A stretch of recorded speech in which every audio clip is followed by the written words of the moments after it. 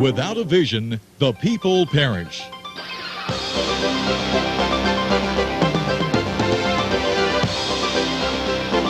Welcome to Vision Plus, a program featuring a positive outlook, dealing with everyday situations of marriage, children, and business with challenges and opportunities. Believing Philippians 4:13.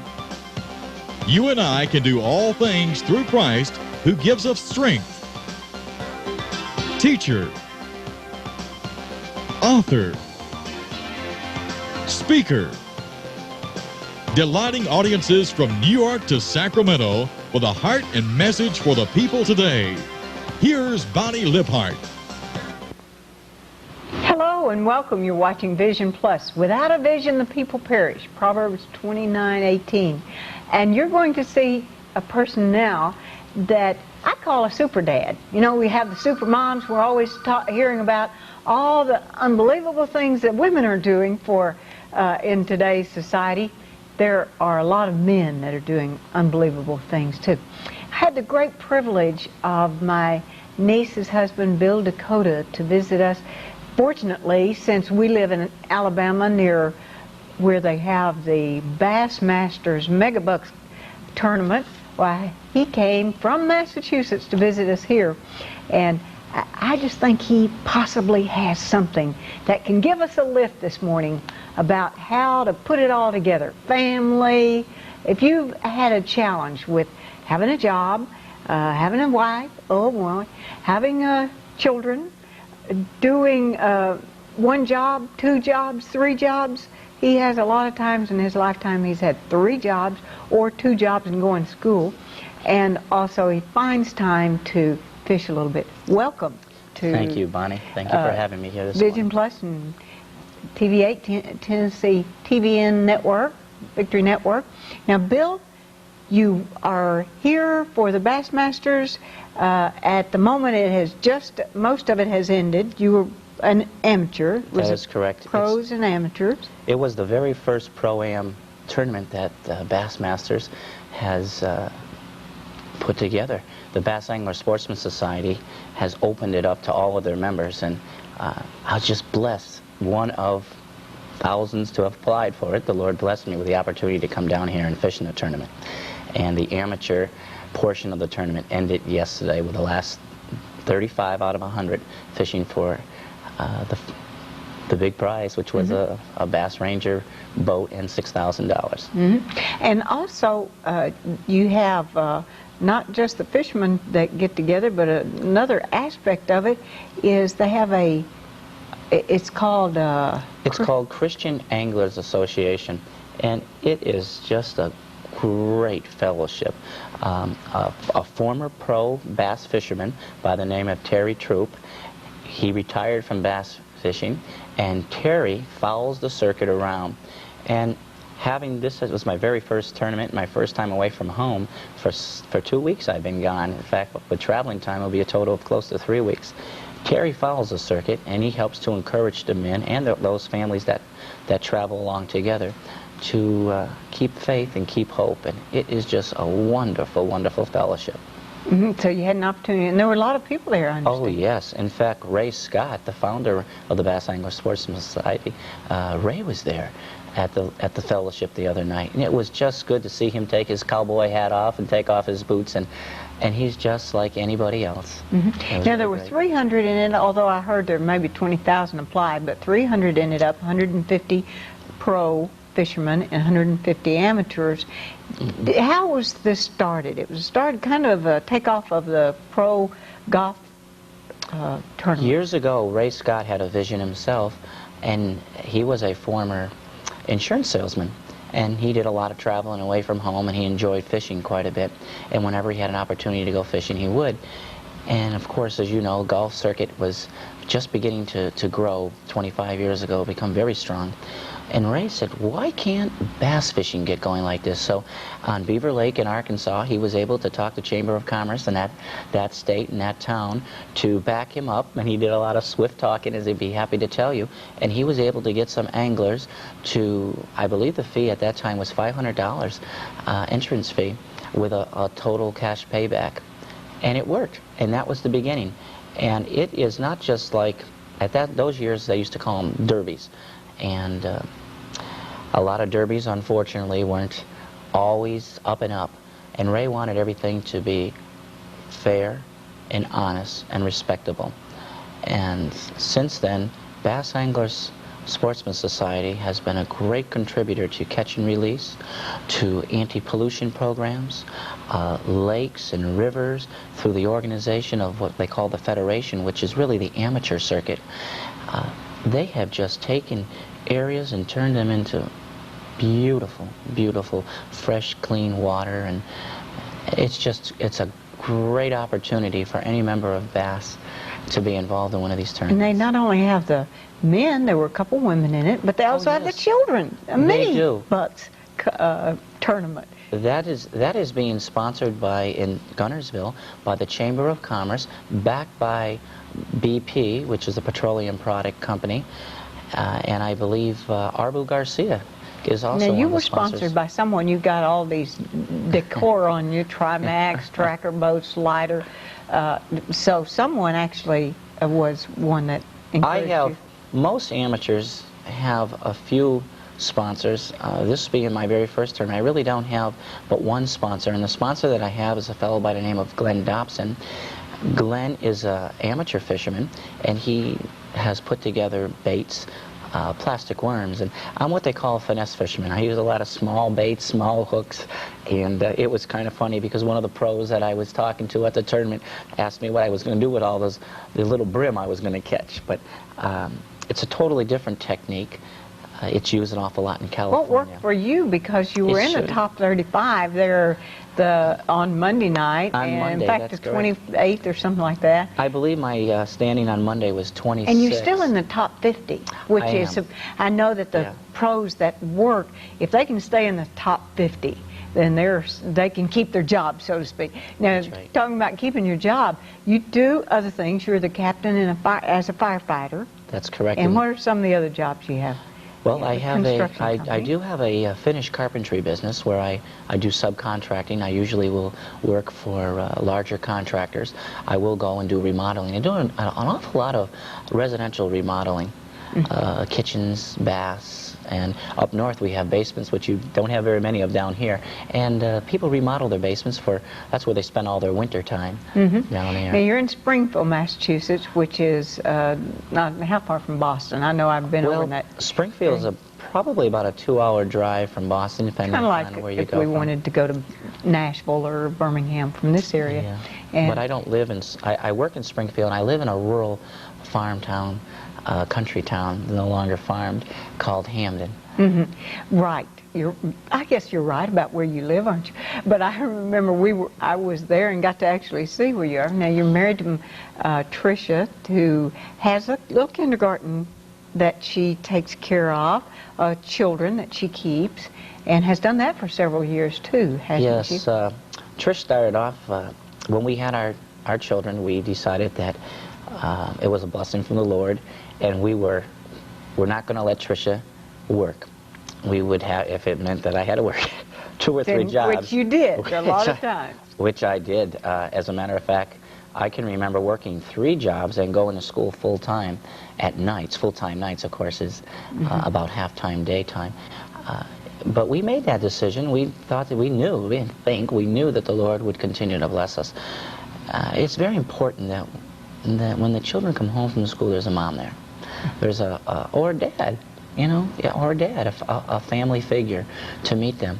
And that's kind of how Trish got into taking care of the children, You two have a 10-acre land site or home site that you built your own homes, very beautiful home. Thank you. And then you are a coach, as a volunteer coach for soccer and baseball too. And Scott and Seth, your sons, are 2 people that benefit from it as well as you. But how do you find the time or the commitment to volunteer for? Well, I don't think it's a matter of finding time. It's a matter of making time and lining up your priorities. Priorities, sometimes we take them personally and we get off what's best for me. Back to the children, we feel and know that it's a blessing. And it's not long before the children are gone. It's so hard to believe that Scott's 15 already. I can remember bringing him home from the hospital. You know, I sure can. We make the time. We'll work our schedules around. I will use vacation time for baseball games, soccer games. If I can't get the vacation time, we have what we call switch time in my particular case, where I can get someone to go in and work for me, or just to stand by for a few hours until the game is over, and then go right to the game. It's kind of hectic at times. Sometimes we're loading up the car or the truck and eating at the same time as we're driving, but we make it. Mm-hmm. Well, it's kept them active. In fact, your son Seth is 8 now? Seth is 9. 9. He just and turned he 9. is planning to be a pro ball player at this moment, and he's the goalie in the soccer team. And what about Scott? He's very active. Scotty is a gifted child. By that I mean he has got a personality. Everybody loves Scotty, and he can work with children. Captain of his junior varsity team. Yes, he is. We're very proud of them. He is one of 3 captains on his junior varsity soccer team, and he is just. I've been asked to be a counselor at youth camp next year. He worked at a camp this year for the first time, and it was a new thing that our town has started, trying to make utilize our facilities. Most towns, especially in New England, the budgets have been cut drastically. So our Parks and Rec department said, why don't we use some of our own children? And they had a former school teacher who had a little daycare school in town. I said, Jan, would you like to get this program started? And she said, well, let's give it a try. And they did it 2 years ago, and this was the 2nd year that they did it. And Scotty was asked to be one of the camp workers, and he did such a marvelous job. Got paid $15. Well, he didn't get paid very much. It was like $15 a week, and he would go from 9 in the morning to 1 in the afternoon. And many times later, because he'd stay with the children and help them finish their projects. But he was getting something for his effort, and he could. He saved his knowing money. him, he'll probably have 12 out of that 15 in his savings. Yeah, well, he was invited. He was personally called by the director to be a counselor for next year, and that is, that's like a 100% raise. He'll be making $150 to $175 next year a week, as well as organizing and developing his own program. So he's But it's quite keeping excited. him out of drugs and all of these things. Amen. I just noticed in the front page of the, this is the USA Today, where the whole big article says, what wrecks a marriage? And it goes through some of the things steering couples from Splitsville and mapping out expectation and feelings, confidence on family therapy. But if it's so important for family values that even USA Today would have almost the whole front page story about it, then it is important for families to have the priorities to stay together.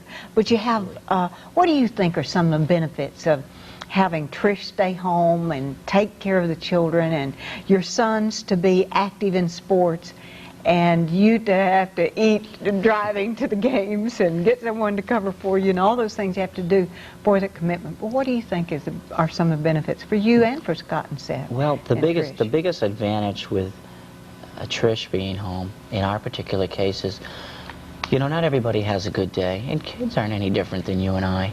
They have bad days too, and then they have those days that they're so excited. They want to share them with us. And if you're not there when they come home, then they're brokenhearted. And if it's a great day they had, they've already shared it with their friends, and they don't want to hear it. So it's when they come home, we're there for them. And when they have that bad day, when things aren't going so good, you're there for them for that case too. But it's important, to bring them home, to sit them down at the table. I think that's the greatest meeting place. And pour them a glass of milk, and they're always hungry. There's only 3 times a day Scotty doesn't eat. That's breakfast, lunch, and dinner. The rest of the time he's in the refrigerator. But they need to know we care. While I've been away, I've been, checking in every night and seeing how school's going. Scotty's an honor student. He's taking college courses, as a matter of fact, and it's real hard for him. As a 15-year-old. As a 15-year-old. Something else. Now, you are a former Catholic that was studying to be a priest. And how did that change for Well, you? I really didn't get into studying at But you a didn't seminary, want but it to be. I did have an admiration to become a priest. And the reason that I did was to help people. But the thing that really stopped me from becoming a priest, and I had gone to Kennebunkport, Maine, where there was a seminary, and went up and just kind of browsed around and talked to some of the resident students. I could never understand how I, as a priest, would be able to help you or anyone else with your problem with your children if I never experienced them.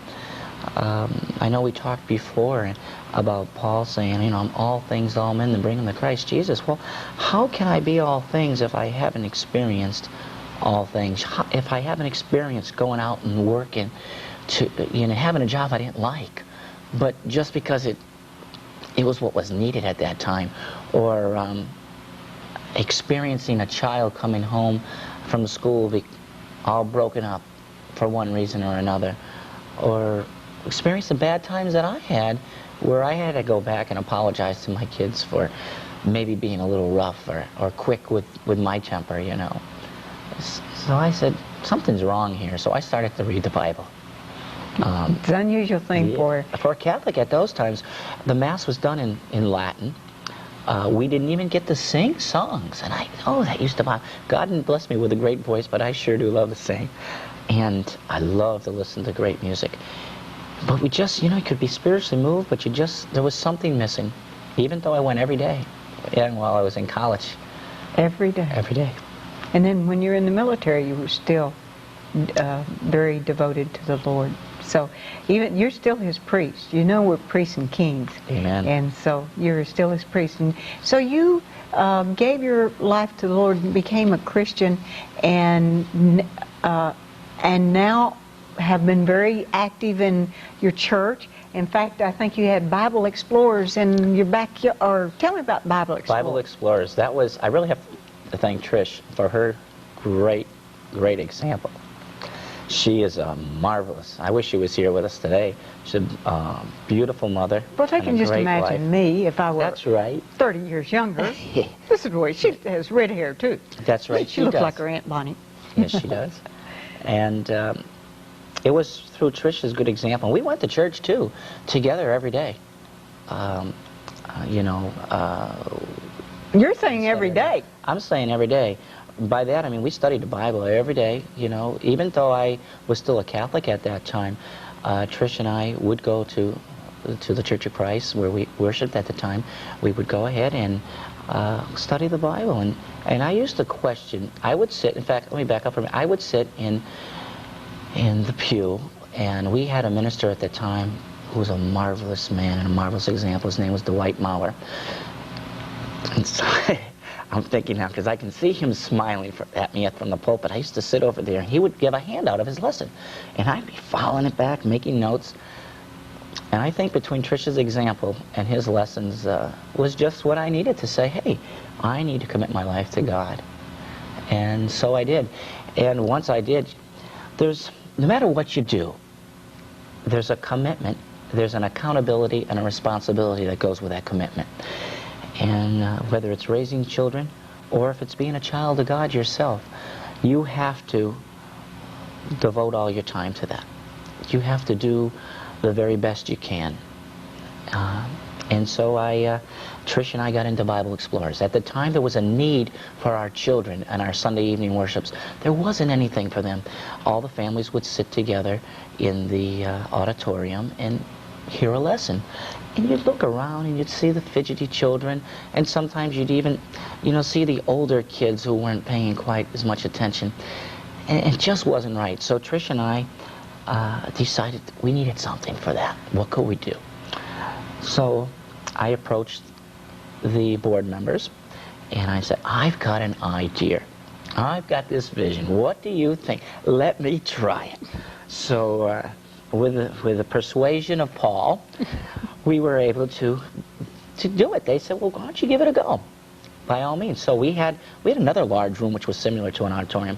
So we utilized all the children. We took our high school children and we put together a program where they were presenting the lesson. And we explored the Bible. we started in the Old Testament and worked our way through to the New Testament. And we would take any segment. You might take Moses or Noah and the Ark, and the older children, after doing the lesson, then we broke up into smaller groups. And they had to make sure, it was their responsibility, that the children understood what was going on. And for the younger children, we had pictures. And these pictures, they got to color in and take home, put on their refrigerator or their bulletin board at home. And there wasn't a child, and we basically we had a mixture of children. There was probably 20 children at that time, and the majority of the children were probably in kindergarten or preschool. And so the older children were kind of the leaders and looked up upon. And the kids just had a great time. They would color, we did skits, we did cutouts. They were active. And believe me, the children weren't running to the parents when class was over. The parents were coming to the children. And we even had a few parents who asked, "Can I sit in on your class?" So it was great. We also supported a children's home. We wanted them to have their own vision of helping. Let them know that, you know, it doesn't end after Sunday school. This is part of life. You've got to continue to help people and to let God live within you. So in Paragu, Arkansas, there was a Paragu children's home, and they were in need. We had gotten a newsletter, and they were in great need of items, food items. So what we would do is we would package up items, collect them, and send them to them, along with a donation. We had a little container that one of the children had brought in, I think it was a plastic milk container. We put a slot in it, and they painted on it, and that was it. And we made our monthly contributions to them. And then you actually made gifts for them and wrapped yes. them and we sent sure them to did. them, Yeah. maybe Christmas time also. Yeah, or if we knew it was their birthday or a special day, and it would be from all of them, we'd make up cards, and the children made up the cards, really. I'll tell you, as it went on, Trish and I were really we just laid out the program, the format, and the older kids would just take it from there. I have an idea, can we do a skit? And the adult class started to ask us to come in. When are you going to do another skit? When are those kids going to come out and, you know, show us how the Bible is? And it was good. It was a really, really great time. And that gave the older ones a feeling of great contribution. I think a lot of times the reason they're bored in church or in meetings is because they feel like they're not a part of it. They're, you know, they're listening to a lecture instead of really being a part of it. So that was a great thing. It was something special for them. For them. Yeah. I was just thinking when you said that, back to years ago when I was a Catholic, we had a priest by the name of Shea, John Shea, and he started something similar where all the children on Sunday, went to a mass, but it was all children. There were no adults. Children were the collectors, and children participated in everything. So maybe that's where just crossed my mind. Maybe that's where I got that vision, so to speak. But this was active participation. Everybody, I mean, we had our quiet time, we had prayer time. Everybody got to lead a prayer or read from the Bible. Or if they were of an age where they couldn't read, they would just show a picture that they did. Now, this same attitude that you had of Bible Explorers in Sunday school carried across to your life as a coach. And I know that you had some children that, well, you told me about one instant when you saw this little boy and it's already dark and you were going to take him home. What are you, and when you're a coach, what are some of the rewards for being a coach? Well, I guess the biggest reward any coach can get is it's not the victory as much as it is the smile and the self-satisfaction that a child accomplishes something. Whether it be soccer or baseball, we take every situation play by play. And I can be honest in this, I never know. I do not keep score. I never know what the score is. I can remember in a championship game one time, I think it was Trish or one of the other moms coming up to me and saying, "Bill, do you realize that they almost tied it up?" And I said, "Is it that close?" What I had done was we were ahead like 3-1. It was a soccer game, and I took all my starters out, all of them, and I put in the boys that don't usually, they all get to play. Everybody gets to play, but they normally don't get to play as much, you know, get to be the big hero, so to speak, you know, get their foot on the ball. And we were in a position where everybody was able to, I was able to do this, and I let everybody go in. And I said to all my starters, I want you to watch whoever's playing in your position and encourage them. And they did. And then they were into it as much as I were. We didn't know that the other team had actually come back, and now the score was 3-2. And if, you know, if we lost this, we would have had to gone into a sudden death type of thing. So we decided that we better in the go ahead last and play. moment, Bill DeCoteau, what would you say you'd like for parents, grandparents of the children that are in sports or in Sunday school? How would you like for them to participate? Be there.